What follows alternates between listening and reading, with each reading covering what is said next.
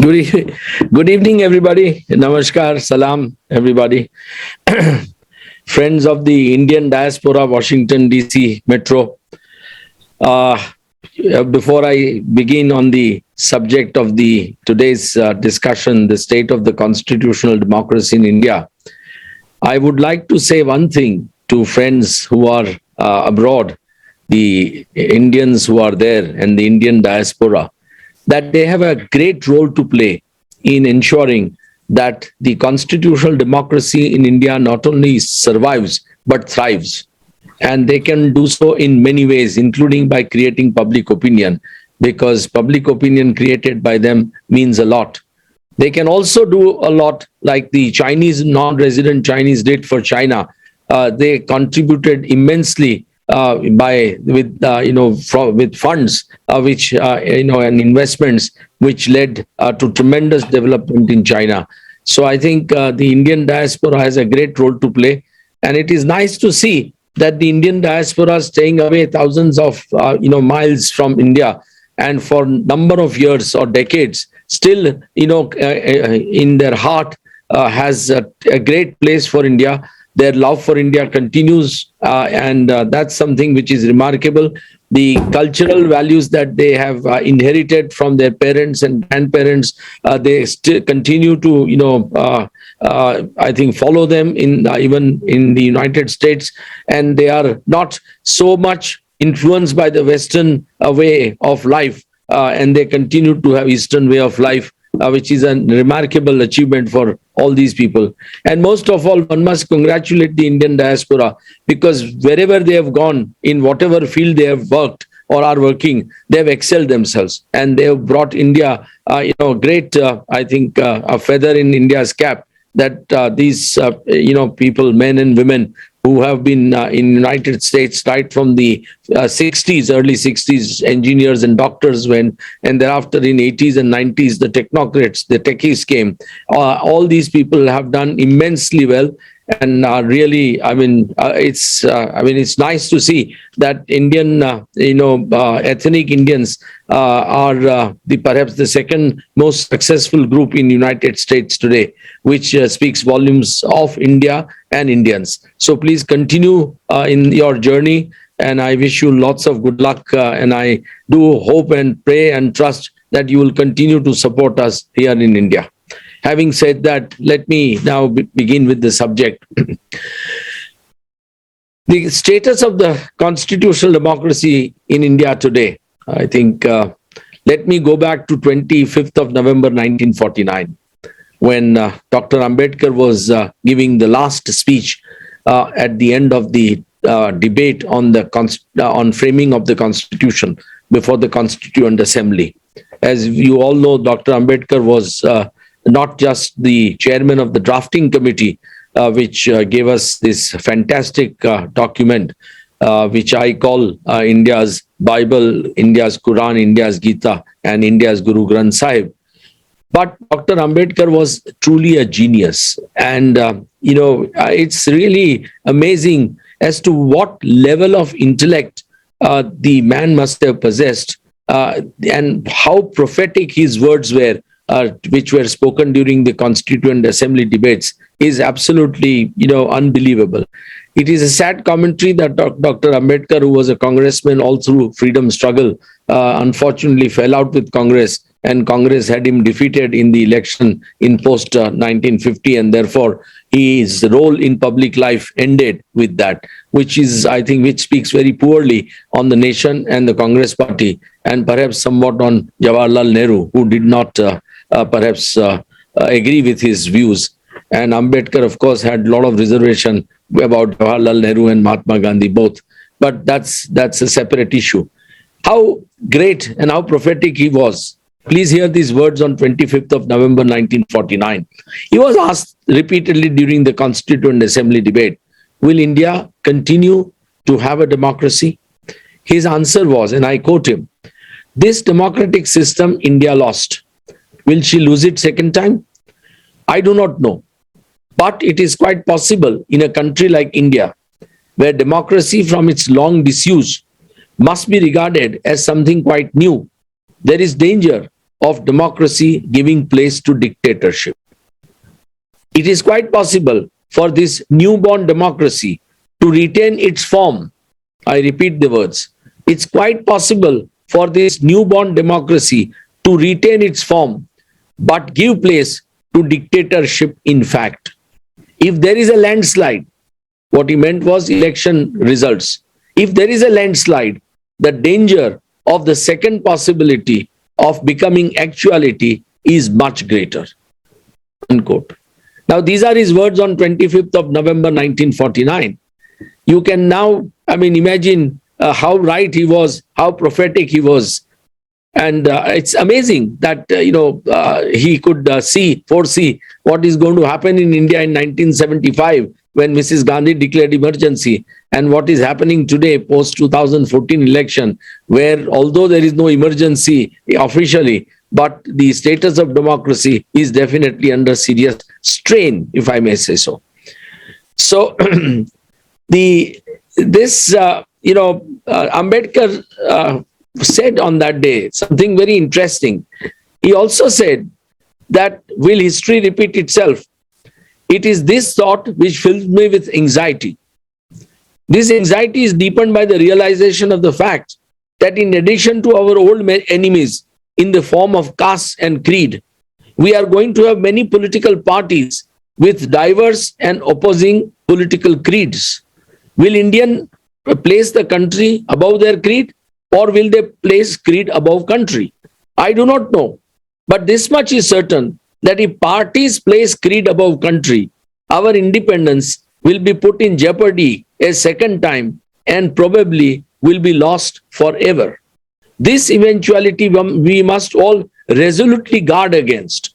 We must be determined to defend our independence with the last drop of blood. Now, sadly, there is complete apathy, abject apathy in India, today's India, about defending the democracy. And this is something which is really an extraordinary development, which is, I think, going to cost this country very much in decades and centuries to come. We might, pride ourselves by saying that we are world's largest democracy, but you scratch the surface and you'll find that democracy is definitely vanishing faster and faster every day. And the responsibility is not just with the political class. The responsibility is much more with we, the citizens, because we are not willing to defend the democracy as we should, defend the constitution as we should. As Albert Einstein had once said, that every man must defend constitution to the last drop of his blood. Now there is no really, appreciation, much less reverence of the constitution in country today. And constitution has just become a document, another document, which is lying in some corner, for people. Nobody is really seriously interested in understanding constitution. Nobody is seriously interested in, understanding what constitutional morality means, what constitutional ethos are, what is the constitutional way of life. Now, all these questions are singularly, absent from public debate. Today's debates in public life are concerned about completely, shallow issues, the irrelevant issues, and nobody really wants to discuss as to how to make this country stronger and stronger and stronger. So this is something which is very, sad. The preamble has three major goals. For example, as it was originally, Constitution was drafted originally, equality, liberty, and fraternity. Now, to my mind, each one of these goals are under serious challenge. Is there equality? It's really sad to see that there is no semblance of equality in this country. The gap between the rich and the poor is so much. The gap between the governed and the governors is so much. The gap between those who take law into their hands, the rich and the powerful, and those who are, ordinary subjects, is so much. So, the socially, I mean, the caste system, which was, something which should never have really, been there after post 1947, has, is getting more and more rooted.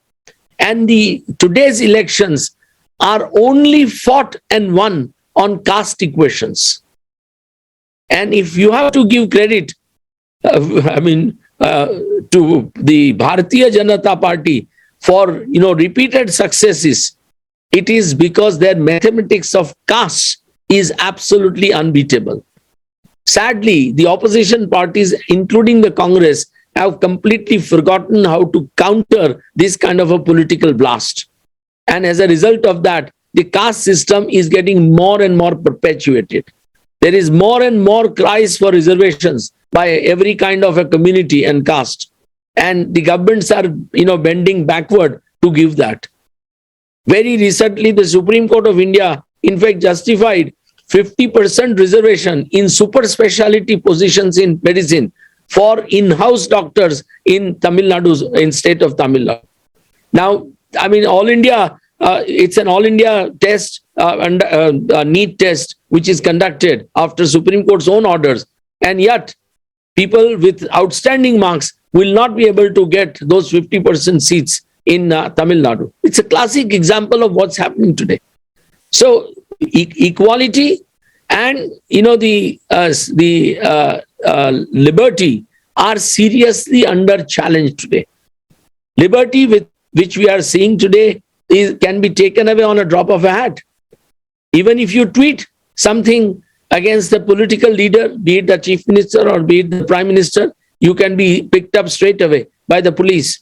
And our judiciary will not grant a bail, which they are supposed to. So liberty is seriously under challenge today. Right to life, which is sacrosanct under our constitution, is singularly, is routinely being flouted by the executive of the day. And it's not just the political party in power today. It has been done. It's been done by the Congress party at some stage. So at every stage, it is happening that this kind of a, challenge to liberty has been taking place.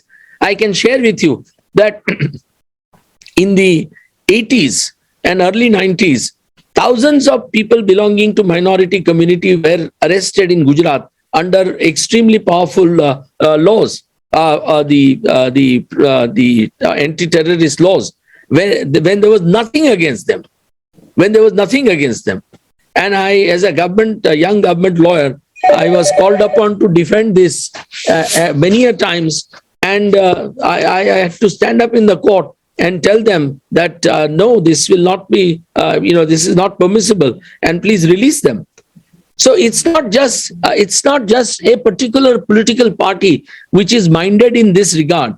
I think every party that comes into power in India wants to perpetuate that power by suppressing the minorities. We are all seriously concerned and disturbed about the riots in Gujarat in 2002. But equally, the 1984 riots against the minority Sikh community were horrible. It's something which should never have happened in the history of this country. Now, why does this happen? Because the liberty of citizens in this country is today very easily bartered away. And citizens are not willing to stand up in guard against this kind of onslaught against, the liberty. So really the problem is not just the political parties. The real problem is the intellectuals of the country. Real problem is the civil society of the country. Real problem is the media of the country. So ordinary citizens are not willing to really assert themselves, in small groups or in large groups. They are not even willing to debate all these issues. So the liberty is under serious challenge. The last of the goals that Ambedkar wanted this country to strive for was fraternity. Where is fraternity today? There is no fraternity among citizens. The society is so deeply divided, not just between the majority and the minority communities, but also amongst the majority community in a very, very serious way. The untouchables or the Dalits do not form the mainstream of the society. Although, all kinds of proactive measures are being taken. But it is that fraternity which is singularly missing amongst people. And that is really a very, very serious cause for concern. Dr. Ambedkar called this, a trinity, the equality, liberty, and fraternity. And he said that each one is important. And only if the other, all three can work in unison, that the country can progress and prosper. If any one of the three is compromised, then country will not prosper. To my mind, all three are being compromised. All three are seriously being compromised. They are seriously under challenge. And this is something which we must realize as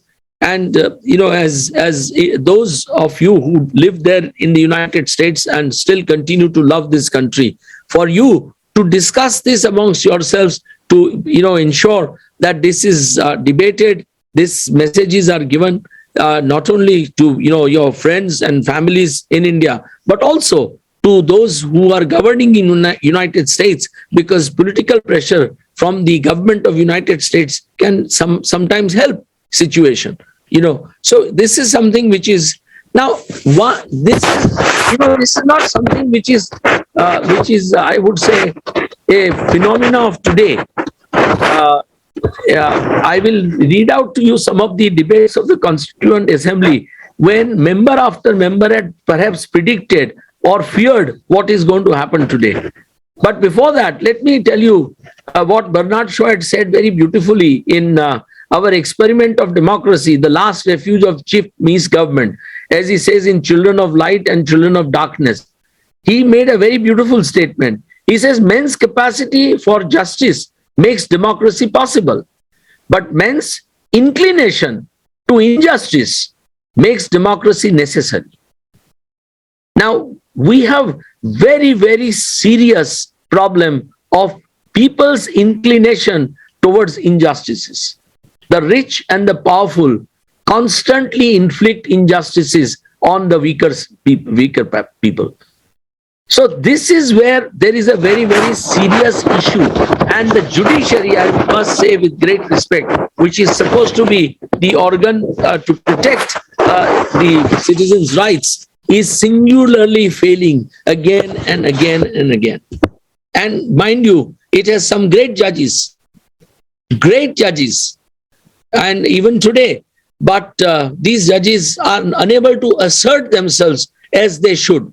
To my mind, there should be zero tolerance as to the infraction of the constitutional rights of citizens, including fundamental rights. But that's not what is happening.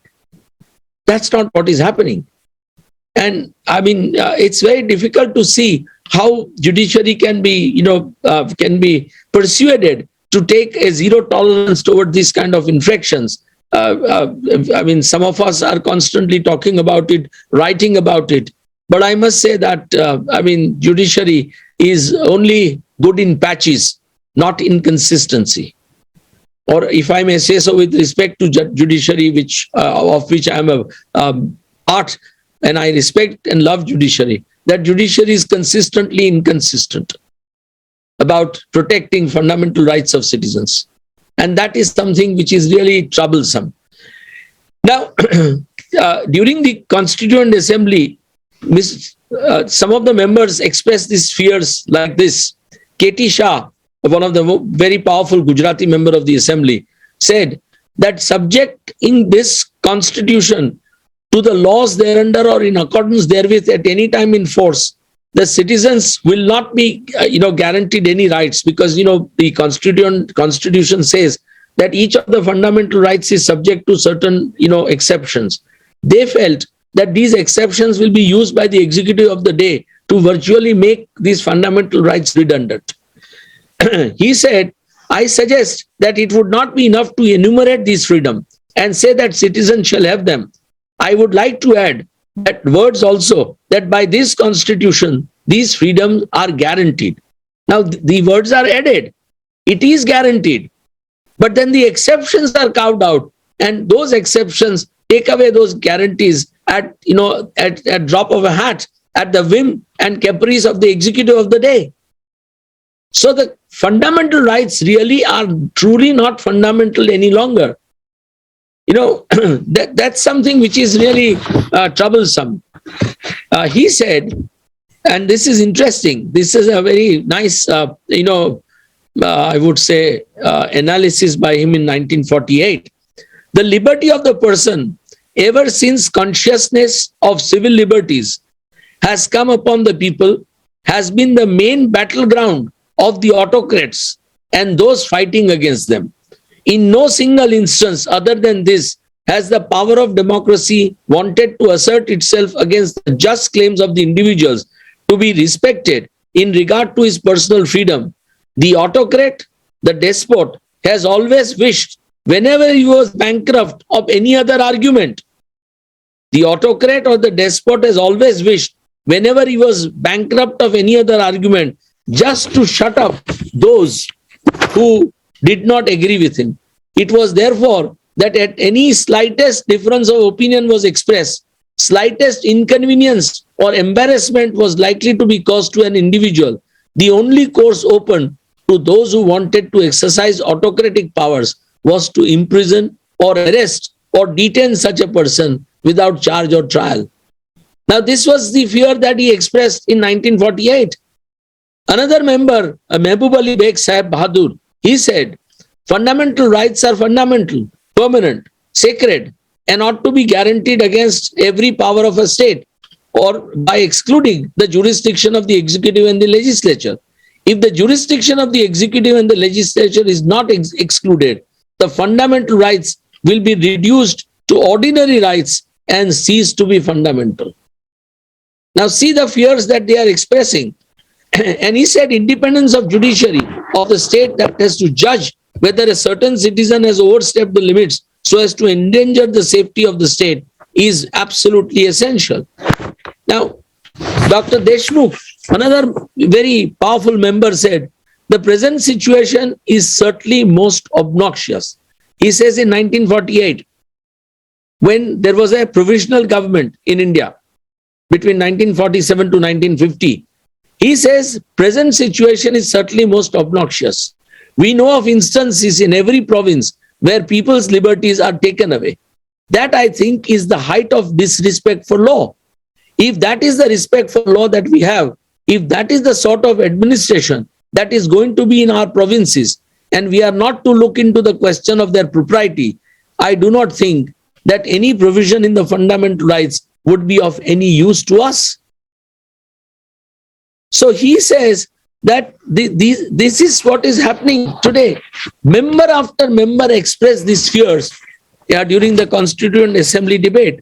So we today are in an extremely precarious position in India, where expression of dissent and peaceful protests are being characterized as seditious when spoken by those opposing the government of the day. But those who indulge in worse crimes, like killing in the name of religion, killing for dietary habit, killing for falling in love, and openly inciting violence, resulting in death of innocent citizens, are simply allowed to walk away without punishment. Judiciary, besides the executive, to my mind, with great respect, is complicit in this. This serious contradiction in enforcement of rule of law is making complete mockery of the Constitution. I am reminded of very powerful words of Z.H. Lahari, who said on 20th May 1949 in the Constituent Assembly, everyone knows that power corrupts, and absolute power corrupts absolutely. It is also truism to say that every party that comes into power tries to make its hold permanent. The only check on degeneration of party government into a despotism is the existence of another party, which keeps a strict eye on the doings of the cabinet and the party, thereby prevents degeneration of a party government into dictatorship. Besides, there cannot be a proper functioning of any party government unless there is constant criticism of the doings of that party. And he believed that public opinion must be created about doings of the government and strong opposition must exist with a leader who is whole-time worker. Unfortunately, India's saddest I think, status today is complete absence of credible opposition. Congress is withered away. The regional parties are, they are, I would say, too parochial, too selfish for states' interests or for their, interest of the caste or creed that they come from. And they can never provide a kind of an alternative which is needed for a vibrant democracy. So India's real problem today is this. So look at this contradiction. You have a country which is today on the cusp of one of the greatest economic revolutions. We are today a $1 trillion economy and aiming to be $5 trillion economy soon. Our technology experts are today world's best. Look at Bangalore, look at Gurgaon, look at Hyderabad. All these are centers of excellence in India. And on the other hand, we are singularly now falling in terms of manufacturing sector. The small and medium businesses are failing, and the exports. Although we are happy that we have 400 billion of exports, achieved a few days ago, but they are far too short for us to really place us, at any map on international scene. But the whole approach, unfortunately, of this country and the world, I must say, I am sorry to say that even the world looks at India with an extremely, myopic view. You don't have to look at the GDP and the Bombay Stock Exchange to see what India's progress is, because that's a completely misguiding factors. These are not these are not the barometers of India's economic health. Imagine you have nothing less than about 700 million people who are living below poverty line. Now, can any country sustain this? And no efforts are being made. Look at the joblessness. We needed 15 to 20 million jobs when Prime Minister Modi took over in 2015 per year. And what have we got? 1 million or 2 per year. And we have lost large number of jobs in demonetization and 6 hours lockdown. We are not able to get them back. Now, therefore, nobody has, unfortunately in India today, unlike, powerful Western democracies, there are no, reliable statistics available on any aspect in India today. The chief statistician to Government of India and the deputy chief statistician both resigned some years ago under Mr. Modi's government, saying that the figures which are being given out are not correct figures. Now, we have therefore no idea, but conservative estimate is that today at least 100 to 150 million people are sitting without jobs, young men and women. And if you do not give them jobs, if they are not gainfully employed, naturally it will result in social evil. So, there is serious issue about crimes. There is serious issues about challenges to women, attacks on women, rapes, molestation. These are increasing very, and for every one case of rape, maybe 10 or 20 or 50 go unreported in this country because of social stigma, because of, lack of police protection, because of lack of, willingness to investigate, whatever may be the reason. So a situation is becoming alarming. In poverty index, India has fallen short of even countries like Bangladesh and Sri Lanka. In health, India is behind Bangladesh and Sri Lanka in international indexes. And of course, government would like to just simply, wish these indexes away, saying that they are not right. But nobody can dispute that these figures are developed by some of the world's best experts. They have nothing against India. They are objectively preparing them and they are presenting them. So on corruption level, as against that, we stand some 85 in the world. That's another challenge that India is facing today, corruption, which is now in the veins of virtually every Indian. It's in our blood. And it's eating away our, resources, which are so scarce. and I mean, you will recall Mr. Rajiv Gandhi's statement many years ago when he was Prime Minister, when he said that for every rupee that Government of India spends, 25 paisa are eaten away. To my mind, it may be 75 paisa today, because it's not just money that goes away. The money that is used in developmental projects is so badly utilized that the development projects are not of high standards and quality. Take the roads. Why is it that when you lay the roads, those roads are required to be relaid every year after every monsoon? It's because there is corruption. Now, corruption is not just taking away money. Corruption really results in serious inefficiency. The quality of infrastructure projects suffer immensely. And as a result, the life also suffers. Because, today to live in cities, you know how cities are. Today, I mean, post-monsoon, even in a city like Mumbai, it is virtually impossible to travel comfortably.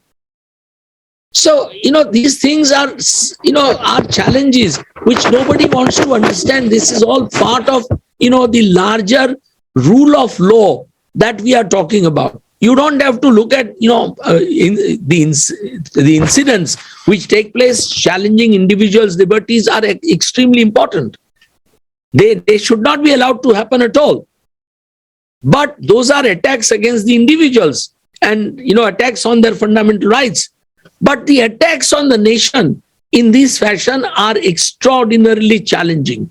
And these attacks on the nation are leaving behind scars which are so deep that we will never be able to recover from them. So this is something which, where now, corruption, for example, is a serious challenge to equality, very serious challenge to liberty. Now, nobody wants to understand that these kind of challenges are really not good for the country. So I don't know how we are really going to, counter this. It's very, very difficult. But let me tell you something, that this is not something which is happening today, and we therefore feel that only India is, subjected to this. Demosthenes, one of the Greek philosophers, way back in 381 before Christ, had made this profound statement when he said, "There is one safeguard known generally to the wise. There is one safeguard known generally to the wise, which is an advantage and security to all, but especially to democracies as against despots." What is that safeguard according to him? He says, distrust. He says, distrust the democracies. And if you distrust them, then you will constantly be looking after them. You will be constantly trying to challenge them, those in power. And it is only out of that distrust that you can persuade them, prevail upon them to do something better and better and better. This is a challenge which we are facing today in this country. So, I mean, Dr.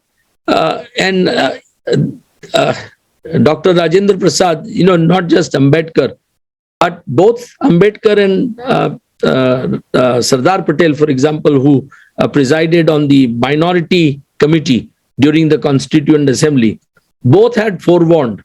And this is where, it's important for minority community members to understand. Both had, and majority to understand more. Both had said that the minority has placed their fate in the hands of the majority community. And the majority community has therefore to ensure that the minority community is made to, come into the mainstream of the society as early as possible. In fact, Sardar Patel warned, saying that you, the majority community members, please put yourself in the shoes of the minority community and then see, would you like how they are being treated? Now, these are the profound words of these two leaders during the Constituent Assembly debate. And we are today unable to really, ensure the members of the minority community, the kind of respect and kind of status, a safeguard under the Constitution, which they deserve. This is something, a big challenge that we are facing. Dr. Rajendra Prasad, the chairman of the Constituent Assembly, ended the debate on 25th of November 1949 with these words. He said, we have prepared a democratic constitution, but successful working of democratic institutions requires in those who have to work them willingness to respect the viewpoints of others, capacity for compromise and accommodation.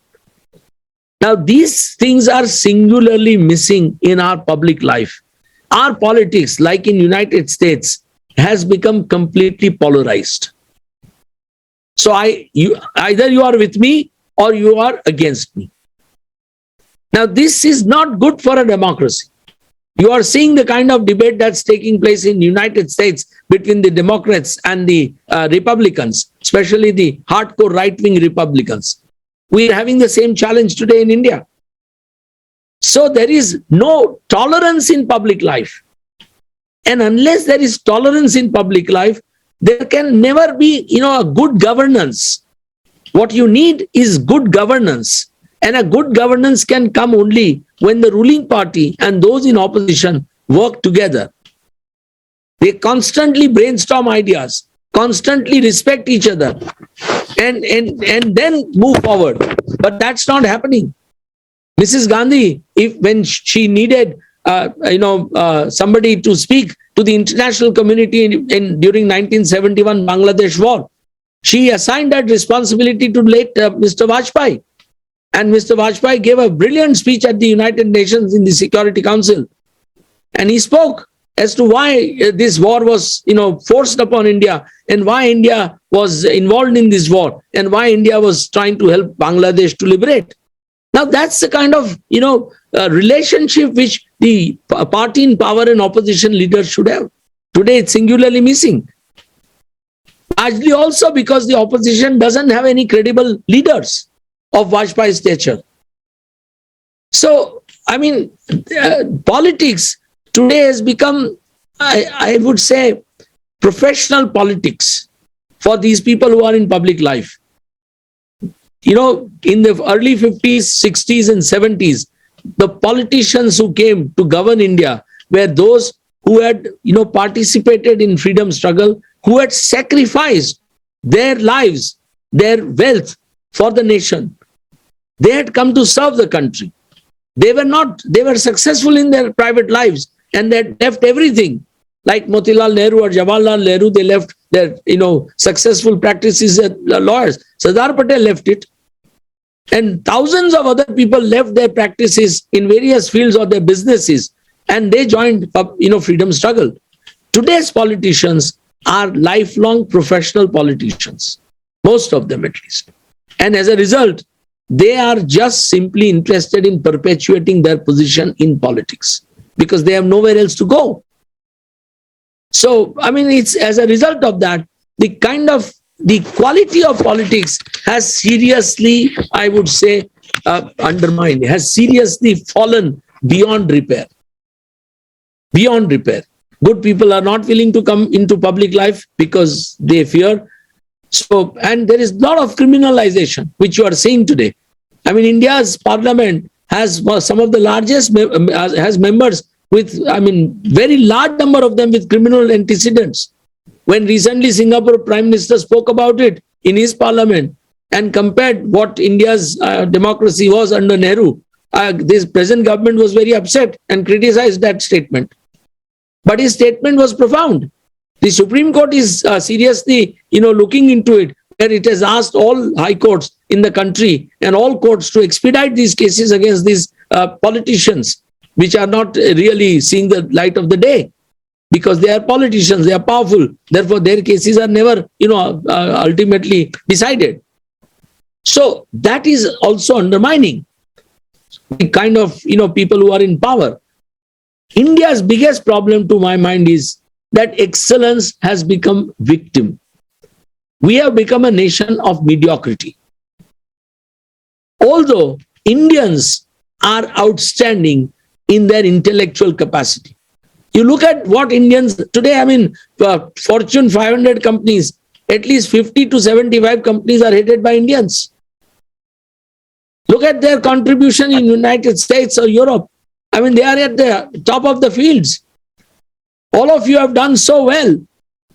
In India also, as I said, there are some small pockets of excellence like Infosys or Tata's or Wipro or Sun Pharma or others. But by and large, I mean, or institution of education like IITs and IIMs. But although these IITs and IIMs, when you see the world list, they don't even figure in first 250 institutions.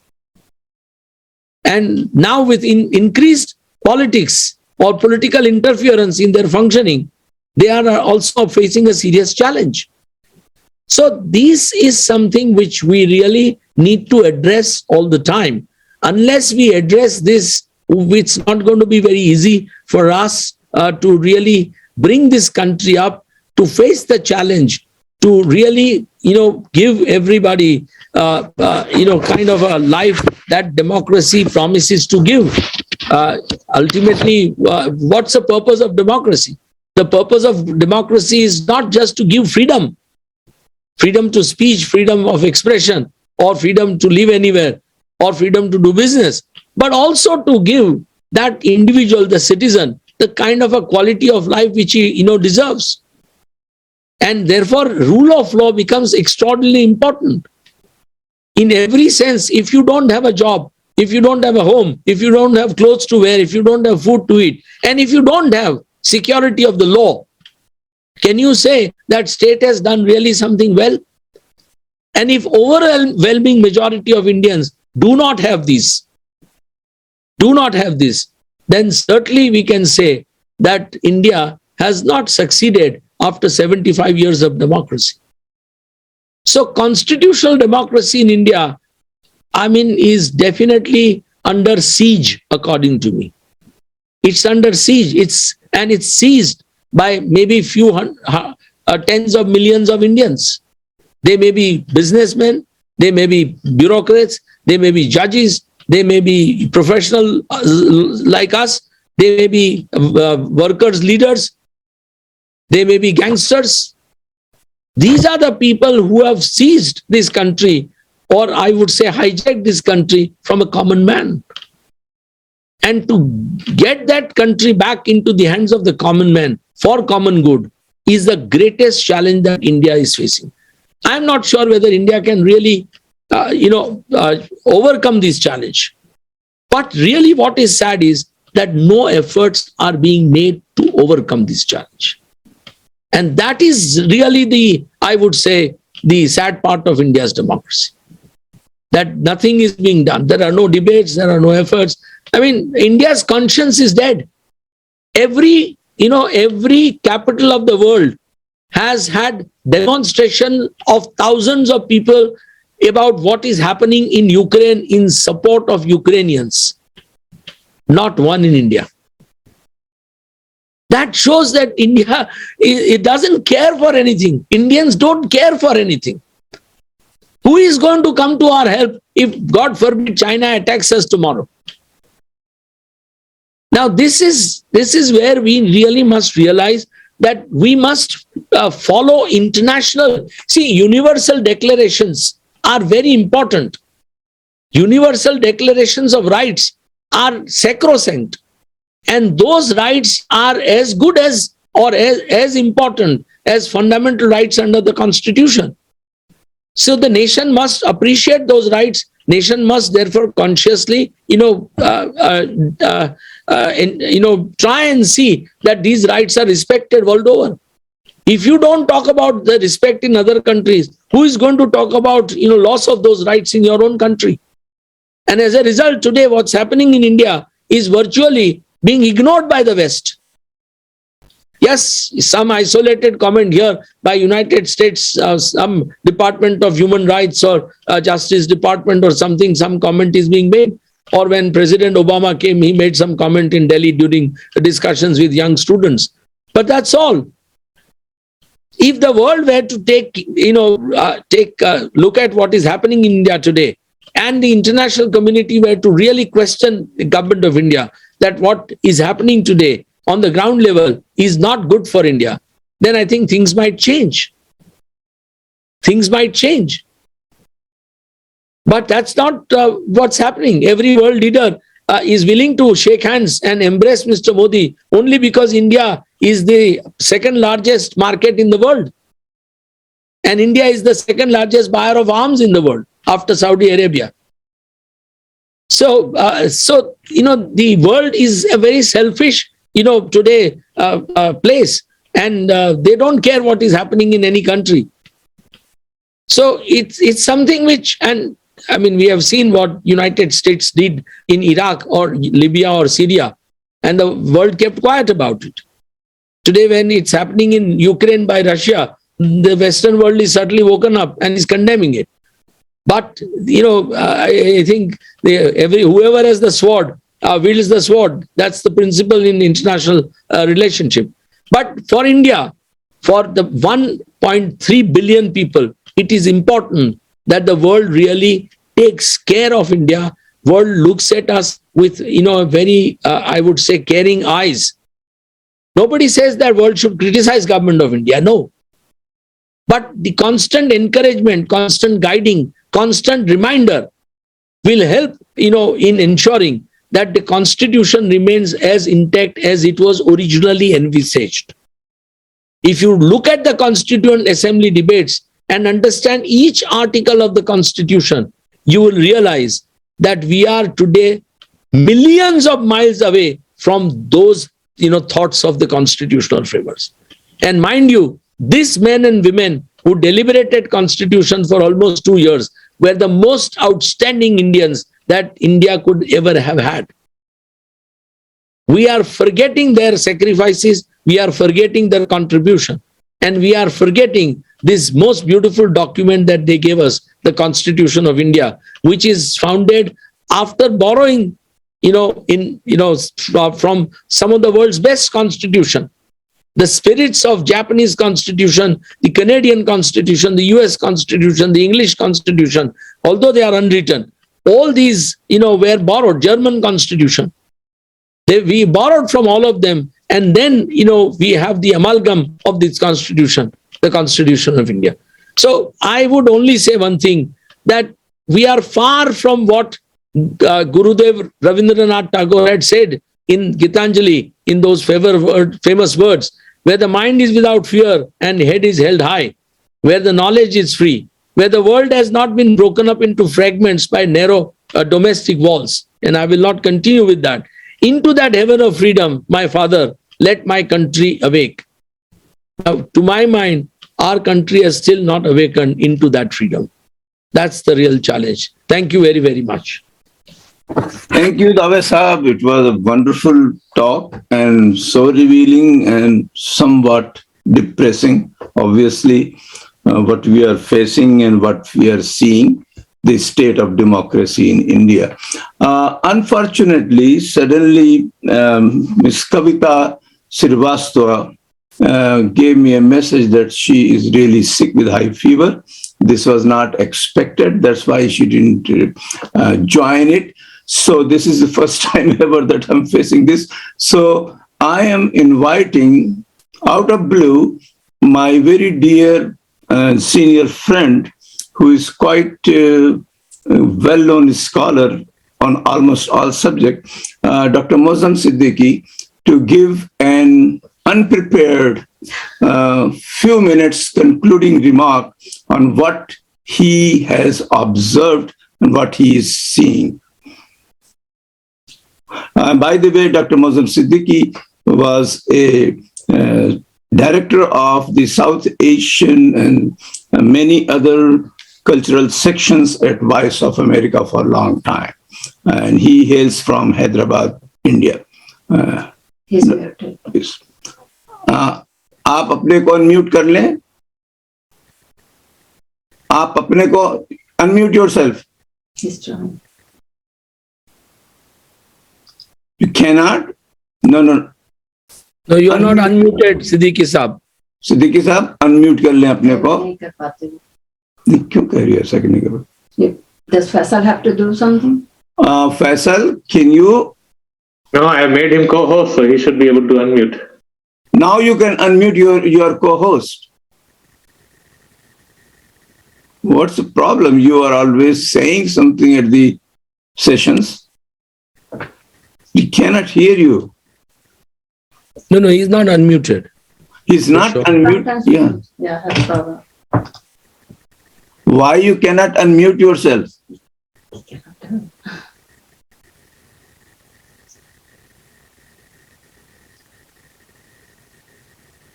That is a surprise. I cannot just figure it out. Why he cannot unmute himself? Let us go ahead with the Q&A then. Faisal, you cannot do from your side, right? Right. It's not. That is. उनको message करिए ना, phone करिए. नहीं वो सुन रहे हैं वो. नहीं गुजरने को से फोन से हो. Give me the phone. Unmute करो.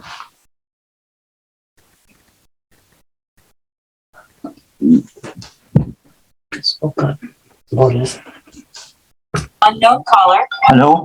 Okay. Yeah. Yeah, can you hear me now? Yes. Sure.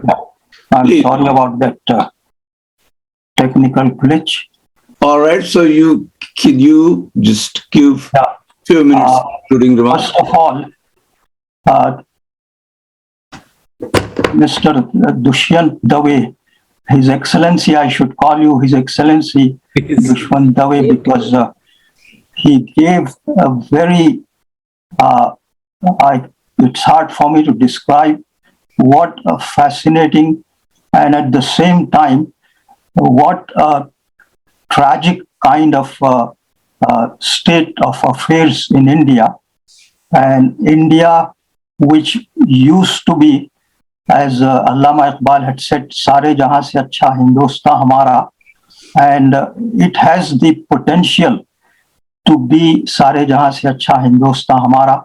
But what is happening right now, and as Mr. Dave had pointed out, we have been through these glitches in the past as well, but this time it has been so serious that it seems the very foundations of our democracy are shaken. And if the BJP remains in power, I should call it, actually, it is not the BJP. BJP is only the political wing. It is the RSS and the Hindutva mentality, which is eating India like, like what you call a Deemak. And as he has challenged all Indians who love their country and who care for their country to rise up to this occasion. But the unfortunate situation is that the majority of the Indians who are in a position to make a difference and who can make a change, they have, as if they have been opiated by some kind of, drug, and they are unable to rise up, and they are sleeping the Khabe Khargosh, and the responsibility especially is on our shoulders, those Indians who are living abroad in other countries. And I can tell you that in our community, within the Indian diaspora, thanks to Mr. Dr. Raziuddin and other colleagues, we have started an initiative to form groups within ourselves and try to do things from here which are going to make, no matter how a small effort, but they in the long run are going to make a big difference if communities in Indian communities, Indian diaspora in the United States and in Europe and other countries begin to organize on these lines. I can see that not in the distant future, we would be able to make a change. And this is the time to organize and to start making this effort to try to do something and try to serve uh, our motherland, our where we were born, and I know that our America is our adopted homeland, but our adopted country. But our love for Bharat Mata, our love for our country where we were born, is challenging us to rise to the occasion. And I think we should, whenever we need some guidance, we would be looking to people like Mr. Dave and other distinguished colleagues that are participating in this program from India. And we should continue our effort. I'm sorry that, I'm making these remarks off the cuff. And I feel that I'm not doing full justice to the challenge that I have been called upon to perform right now. And I think I don't have much That's, more to add. that's okay, Mazum Saab. You did more than what was needed to say. And obviously, I had to take somebody's help, and I felt that it is you. So it's no discrimination against anybody else. So now we move to question and answer session. But before that, we just have an announcement for the coming Saturday. As always, we show. Faisal, can you please go to the announcement and then no? Wait. That was the previous. Okay, so coming week, we switch gears from long series of democracy and secularism to a little on education and history. So Professor Nazir Ahmed, who is a very distinguished fellow here in United States, a very senior Indian resident here, he is going to talk on history, science, and faith in Islamic education, perhaps putting that in tune with coming month of Ramadan. So thank you. And now the session will be moderated today by our co-host Mirza Faisal Beg, instead of Dr. Rafat Hussain, who is attending a wedding in Texas right now. So Faisal, over to you. Please take care. Okay, thank you, Azibhai. One quick request to everyone: please keep your questions pointed and sharp and short. And the same request goes to you, Dushyant Saab. You may have limited time, so restrict your answers would be very helpful. I'm going to call in the order that I see people raising hands. Mr. Rudranshu Singh first, and then I will call Fazal Bhai and then Sayyid Amir Bhai. Rudranshu Singh? Thank you, Dave sir. I have been listening to you quite regularly, and your lectures are always enlightening, and I love the elegance of your style of speaking, sir. My question is, sir, that has our judiciary developed an inclination for a Hindu Rashtra? Because Article 370, petitions on Article 370 haven't been entertained. And most recently, the hijab issue, the Supreme Court says that don't sensationalize it.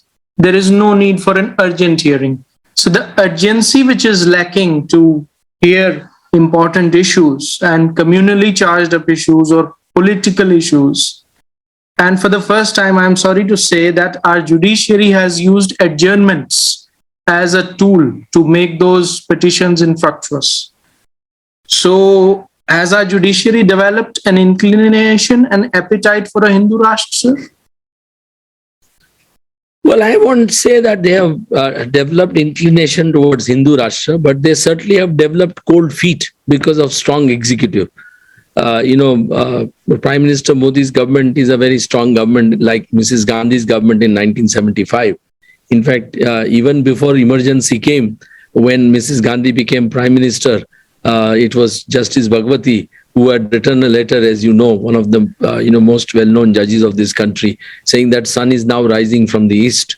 So, I mean, judges are, human beings, and they are not infallible. And judges always see the wind blowing in a certain direction, and they, follow that wind. But I must say that largely the damage to judiciary has been done by the last four Chief Justices, Chief Justice Deepak Mishra, Chief Justice Kher, Chief Justice Gogoi, and Chief Justice Bobde. Worst of them was, of course, Chief Justice Gogoi.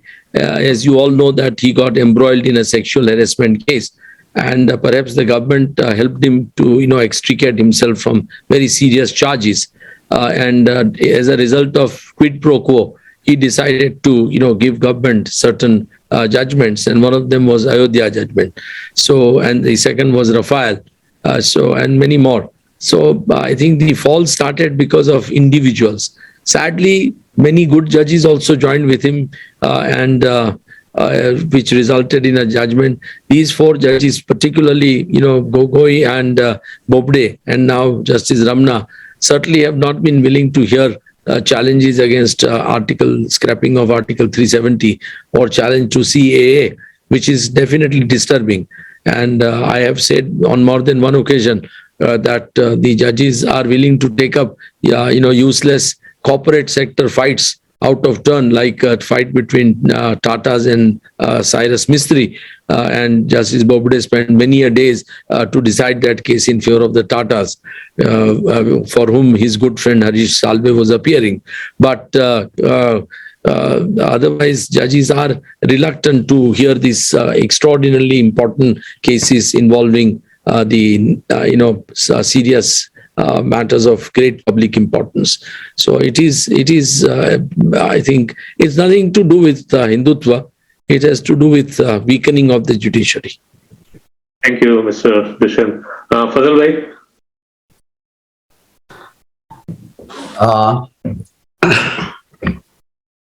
Thank you for an excellent talk, Mr. Dave.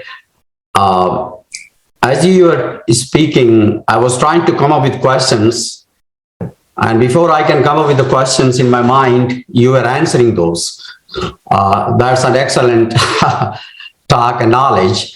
However, and part of my question has been already asked by Rudranshu actually, but nonetheless, you mentioned the caste and creed, across the caste and creed line. I think there is, if I missed it, there is another line is religion. And I think in the recent election in UP and other states, I think different castes cross the line to vote for BJP simply because of the religion, and that is Islam actually. So I think they can cross the line in order to punish those who believe in Islam. So do you think that eventually a Hindu Rashtra is the answer for India, so that minority will not be used as a pawn in order to get the majority? Or because for majority, it seems as if secularism doesn't mean anything, and they might not understand even the definition of secularism, majority of the people. But seems like that in order to put in line one community, they can cross line and vote for or follow Hindutva. So do you think the Hindu Rashtra is the answer? No, I don't think there is any. I mean, yes, the party in power and the organizations which back them may talk about Hinduism and Hindutva. But I think overall, India really, is not ready for it as of now. What really India needs is a strong opposition. Problem is that, there is Mr. Modi has a towering personality. One may agree or disagree with him. I disagree with most of his policy and his actions. But that doesn't, detract from the fact that he is undoubtedly the most towering person on political spectrum, and there is nobody anywhere near him, especially within the opposition. Now, if that is so, the opposition doesn't know how to counter, his narrative, and unless the opposition learns how to counter that narrative, things are not going to be. And opposition is completely, disjointed. Now, for example, Mayawati's party got almost 13% vote share. Congress got 2%. Now, between the two parties, they got 3 seats only. But if they had joined with Samajwadi Party in UP, with 13% vote share, at least part of its, even 7% had come to Samajwadi Party, the results would have been diametrically opposite.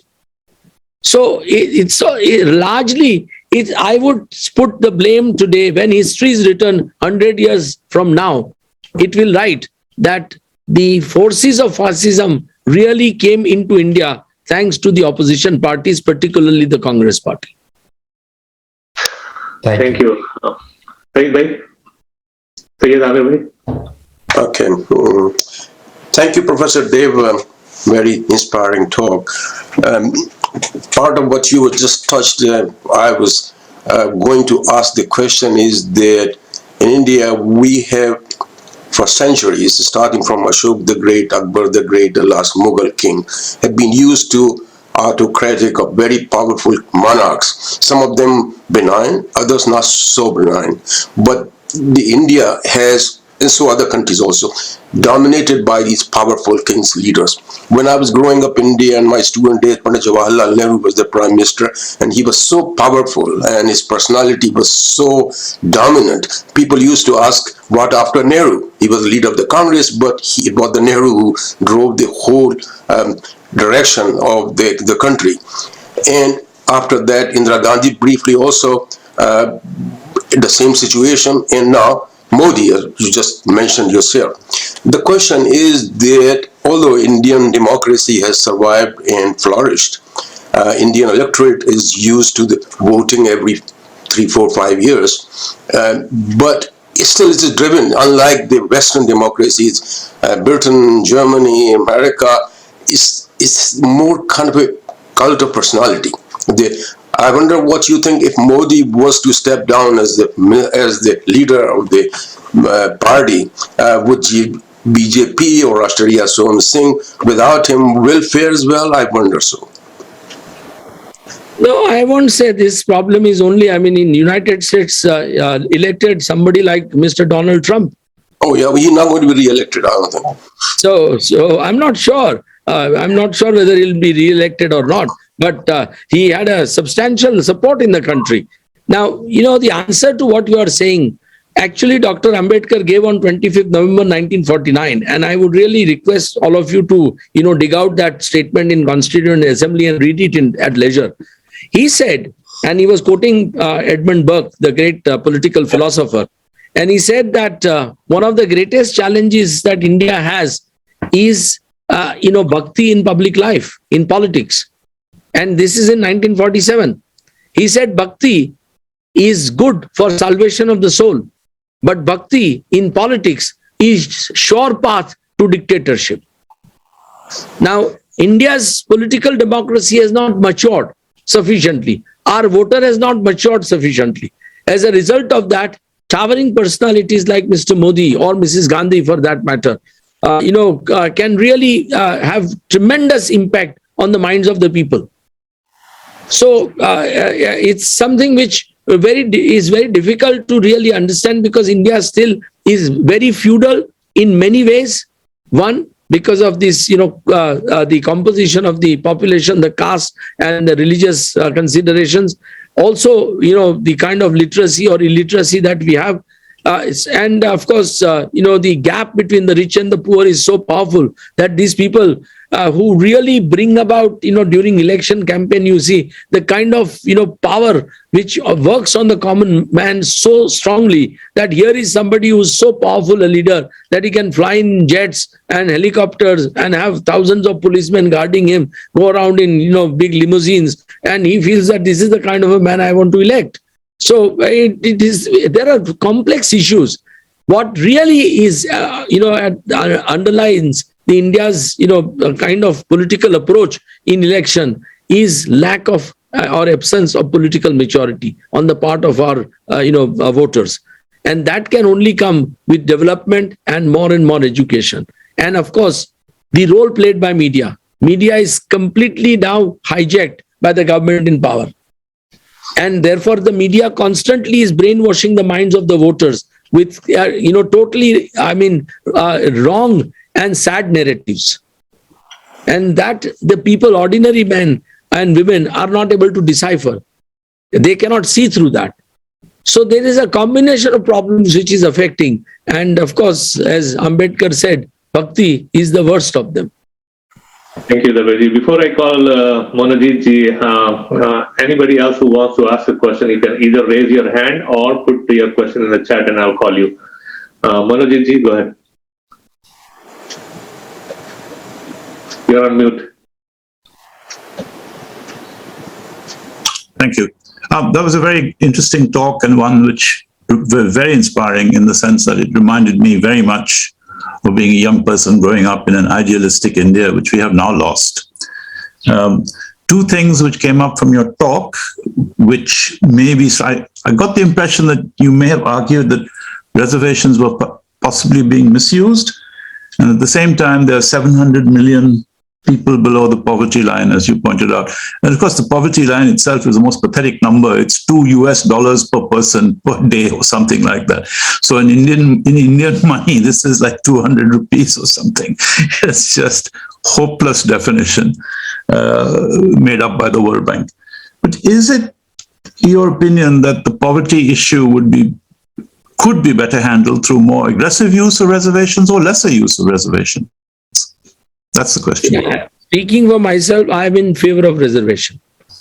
Undoubtedly. The reservation that I talked about in my talk was reservation in super specialty in medicine. Okay. So at the super specialty level, reservation should not be there, to my mind, at all. Because we are not talking about undergrad program, we are not talking about postgraduate program, we are talking about PhD programs, super specialties. Now at super specialties, if you are going to have, in field of medicine, neurosurgery or medicine or whatever it is, reservation, then it's not going to work.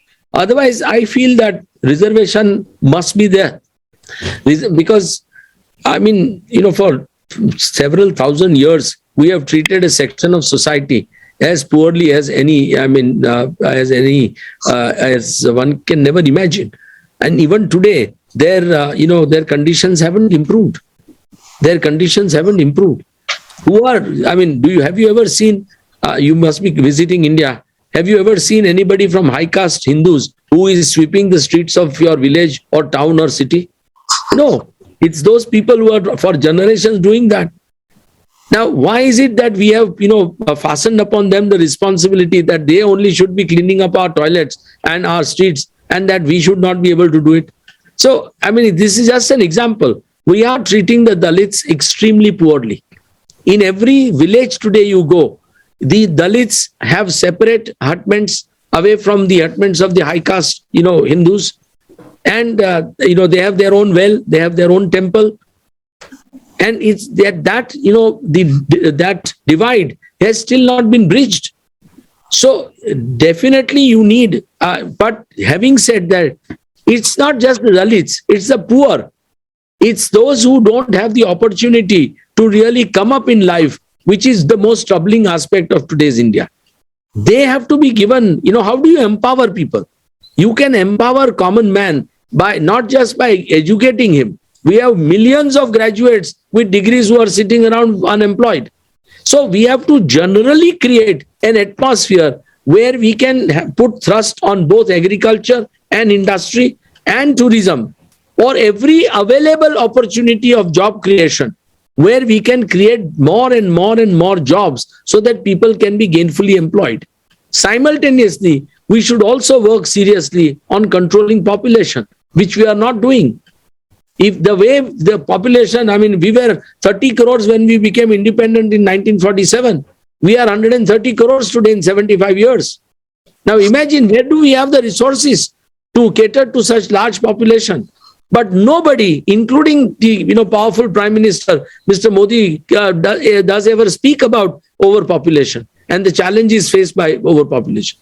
So these are, very serious issues to really, you definitely need to look at it very differently. I think those Indian diaspora who are so hugely successful in the Western world, they should all come back to India. At least some of them should really guide. And I think Prime Minister Modi should invite some of them to guide them as to what are the policies which we should have, where we can progress economically, socially, culturally.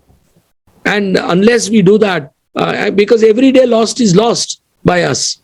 And we pride ourselves today with the largest population of young, working force in the world, which we indeed have. But what good is that, force if that force remains unemployed? So, I mean, soon these people in another 30 years will become octogenarians like the Chinese. And they will become, in a sense, burden on the society because they are not working, they have not contributed anything. So these are multiple challenges which I don't think anybody is interested in addressing, and I don't think anybody really understands them as they should really. They are all interested in themselves. They are all interested in today. Nobody is interested in future of India. Thank you. Mr. Sayed Hussain? Yes, thank you, Mr. Dave. You have done an excellent presentation. A person like you, with the stature you have, could make those statements because I could see that you are sincerely devoted for the country, not any other political reasons. And that's what we have to have, more people like you. My simple question is that one of the facts you're telling that we will have to have a strong opposition to take care of this problem we are facing right now. My question is, could you suggest which ways we should go to develop such a strong opposition? The only way is for opposition parties to unite. There is no other way. I mean, no party, single party, or no group of parties also can really confront the challenge that might be faced on account of extreme philosophy.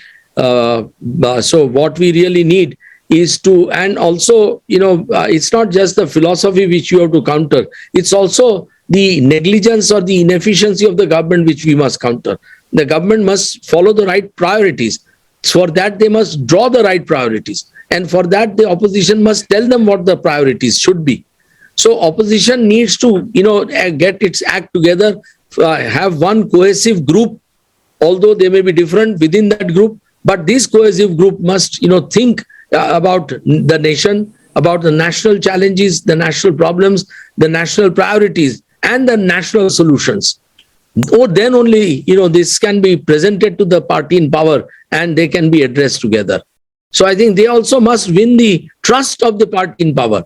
There's no point fighting the government all the time and criticizing Mr. Modi. Mr. Modi is here to stay. He is, after all, our prime minister. So there's no point damning him all the time. I mean, you may damn him from 2002, which I do. But why not damn Congress party with equal force for 1984? Or for thousands of illegal arrests of Muslims that Congress party made in many states, including Gujarat, that I know of. So, I mean, all politicians are same. But what I am suggesting is that they must work together, and we must therefore strive to ensure that they work together towards, a common agenda, a common, aim for the country. Thank you. I have a question in chat from somebody. I wish the opposition parties do understand what you are trying to say, because one time poet said it very correctly. समझोगे तो मिट जाओगे हिंदुस्तान वालों तुम्हारी दास्तान भी ना होगी दास्तानों में. I think that's a very powerful statement the poet made, and if the opposition don't understand. Real challenge is not that. Real challenge is what I think Syed Ludhianvi said. जिन्हें नाज है हिंद पर वो कहाँ है. That's the बिल्कुल सही, बिल्कुल सही. Thank you. So let me read the next question from. Thank you so much for the presentation. Yeah, okay, we'll move on. There's a question in the chat which says that if Hindu Rashtra becomes the future, hypothetically speaking, what will be the attributes of the new constitution in terms of protection to the different caste and religious communities? I don't think Hindu Rashtra will ever come, but if it ever comes, I don't think they are interested in eliminating the minorities. So, it's just to gain power that they use this kind of, narrative. But ultimately, even the politicians within the ruling, party do not wish to wish away minority communities. It can't happen. We have 150 to 200 million Muslims. We have about 50 to 75 million Sikhs. We just can't, do away with that. And we have, I think, about 25 to 30 million Christians in our country. So we just can't wish them away.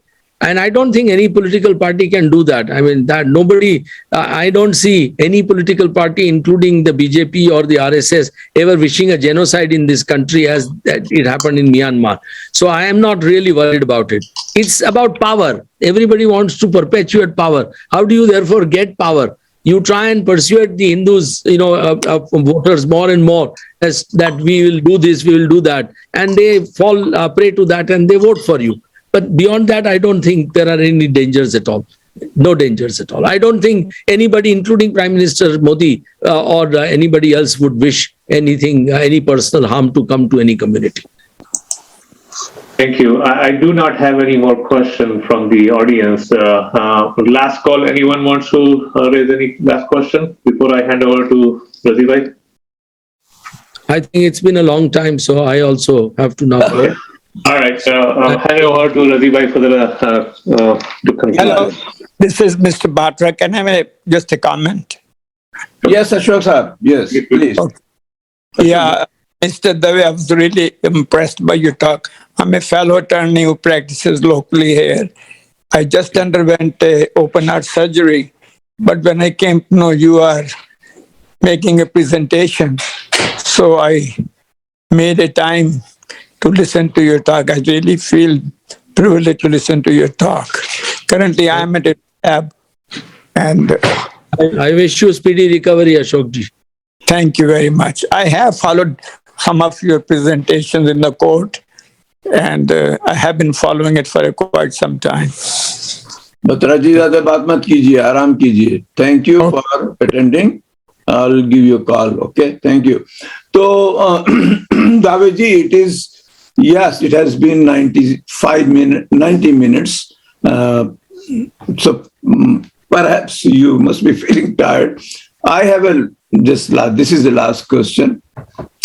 You talked about all caste and all kind of creeds, but I do not know, you focus a little bit, but the present government or the political forces have focused on the minorities so much. You didn't talk much about really how Muslims are facing this challenge in India and what should be the roadmap for them if there is any kind of positive or constructive prescription, effective prescription. How should they not fall into any trap, and what should they do to make alliances, and whether really, in your opinion, you said a couple of times that no, Modi doesn't want to do this, or Hindutva are not really that dangerous. But every now often, here and there, we see that this community has been cornered so much on almost at all level. So, is this not a real, they exist, but it has become such an unequal playing field for them? What to do? Well, there is no doubt that there is a challenge to the Muslim community in India today, and their level playing field has been seriously impaired. I must acknowledge that. The executive and the judiciary both are lukewarm towards their existence and their rights, undoubtedly so. But the answer has to come from within the community itself.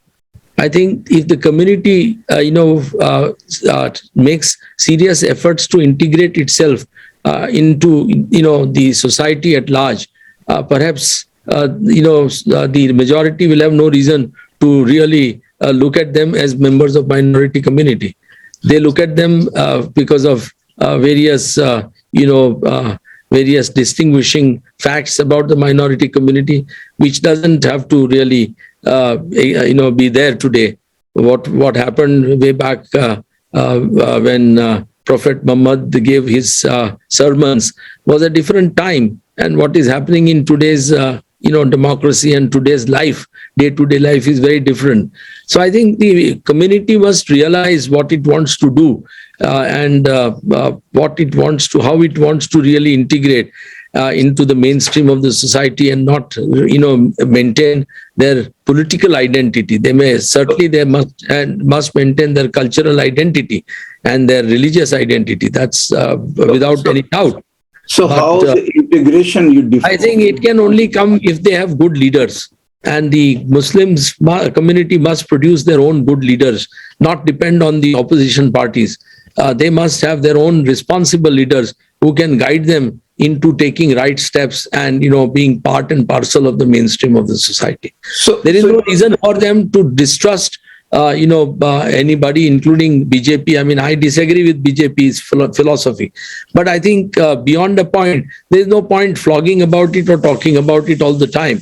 So what they really should do is to speak about, the job opportunities for them, the education for them, the, status of women amongst them, etc., etc. So I think these issues, once debated publicly by, responsible leaders, doctors maybe from the community or lawyers from the community, then I think, or other, philosophers, or I think they need some different approach than what has been their approach so far. So, okay, just an explanation for that. The integration, what aspect of the integration that you feel is really should be targeted? Because after all, they are distinct. They are culturally distinct, but they are also. I think it is integration of the hearts which is required, nothing else. So that is very difficult to do. No, it's not difficult. It's not difficult. I mean, So, you think that their heart is not. They don't need to be apprehensive all the time. They don't need to be critical all the time. They have to really work, in some way to understand and perhaps, articulate, within. You see, one to one, the two communities don't have serious differences. They must understand that politicians naturally, for their narrow ends, will try and do something. So I from think the other end, how do you really see what really Muslims as a other Indian? I think we will debate this on some other occasion. Okay, all right. Today. So thank you very, very much. Thanks to all of you for saying kind words about me. I appreciate a lot, and I wish you all good luck. And please do work for betterment of this country. We need you. Thank you very much. We will try our best, and we keep on trying. And thanks a lot. And it has been really a long time. So you may please, you can go now, and maybe others can chat around if they want to. Okay. Thank you so much. Good day. Have a good day. Bye-bye. Bye.